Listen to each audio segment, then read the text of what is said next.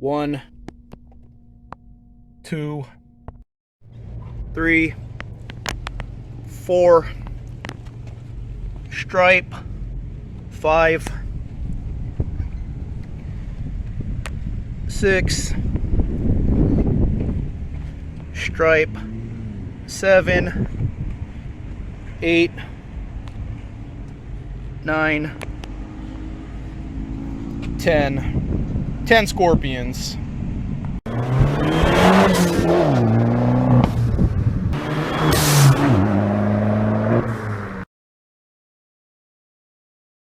So yeah, we're not using this again. Save it as a souvenir. See, it's all worn out right there. I believe this is a 10mm socket. Since this car's been sitting, I decided to get a new shifter. Here's the original. I like the styling of the original shifter, but look at all that wear. This car's a 2015, and it has all this wear on it already. So it's ugly. So I got another one. So the first one I got looked similar to this one, but when I received it from Madness 500, the little emblem already had like a scuff on the top, and that's unacceptable because this is $100, man.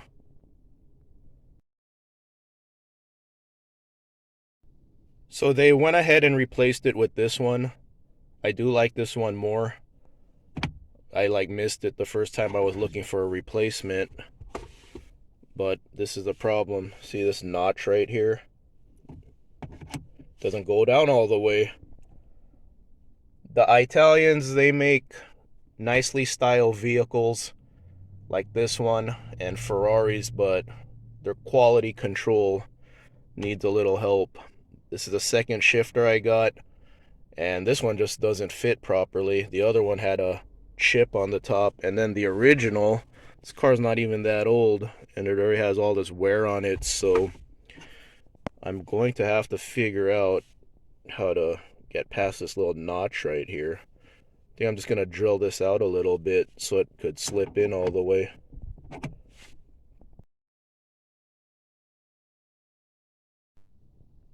Here's the original shifter, and here's the shift boot fitment. So when you go through the gears, shift boot obviously has to fit properly. This was made for my car, but yeah, I had to drill it in order for it to clear this notch right here, but it fits now. So let me show you the fitment. It gets worse. I'm going to show you guys the fitment with the boot. I haven't zip tied the boot to the shifter yet because of this reason. It's really tight when you shift it into third and fourth. So I'm going to modify the shift boot just a little bit so it fits better with this shift knob. Here's the reason why the shift boot works better with the OEM.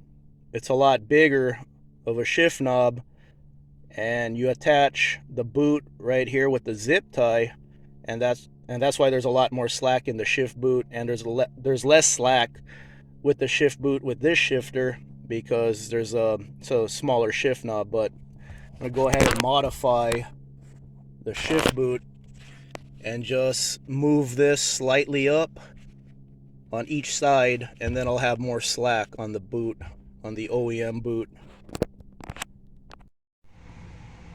I'm going to take this out of the retaining ring, and the boot, I'm just going to notch it.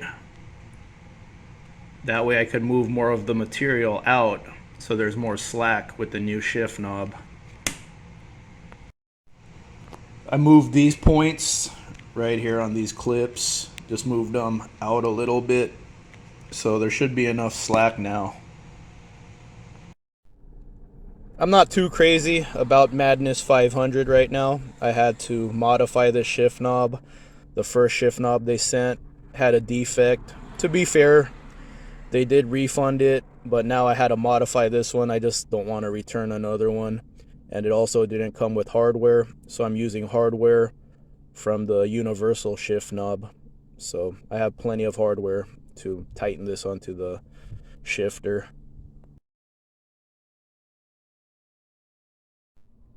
Zip tied, hardware, good to go. The fact that I had to return the first shifter due to the imperfection, you would do the same too, right? If you bought a brand new $100 shifter and the top was already chipped, had to return it. I got this shifter, it's $100 like the last one I ordered, but I had to modify it. I had to modify it to fit. I had to modify the shift boot so that when I shifted, it doesn't pull it out of the retaining clip.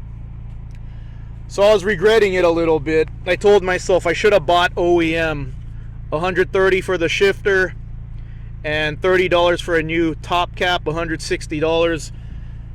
So I wanted to save $60 and get a new shifter. Now that I've driven around a little bit, I do like this, even though it's kind of a hassle. Madness 500 really needs to watch their quality control. That's a little disappointing. There's not many FIAT 500 drivers, so the fact that this didn't fit properly and the first one had quality control issues, they need to watch that, because you know the fan base for these cars are pretty passionate. I do like this car a lot. So now that I've driven around a little bit, there's your shifter review. If you buy a shifter from Madness 500, just be prepared. It might not fit properly, especially if you buy this style. You have to make it work. But I do like the finger groove right here. I like the red on top. I like the scorpion. I like the red because my interior has red here, red stitching up here. So it's a good match for the car, and it is a nice feeling shifter. Get some turbo action here. One more time. Here's more horrible quality. This cargo cover, as soon as I start driving, it does this. It's always been that way since I got this car, and then my OCD makes me put it back. But as soon as I start driving, it does that. This thing is $100. The replacement, no thanks. I don't really need to replace this. You could get a nice carbon fiber looking one from Madness 500. I think it's more than $200 though. Parts for this car cost a lot. This is an economy car, but if you start upgrading the parts to like carbon fiber looking parts, this car will be as expensive as a Ferrari. This whole dash, you can change it to carbon fiber parts. Yeah, and if you do that, this will be as expensive as an Italian exotic car.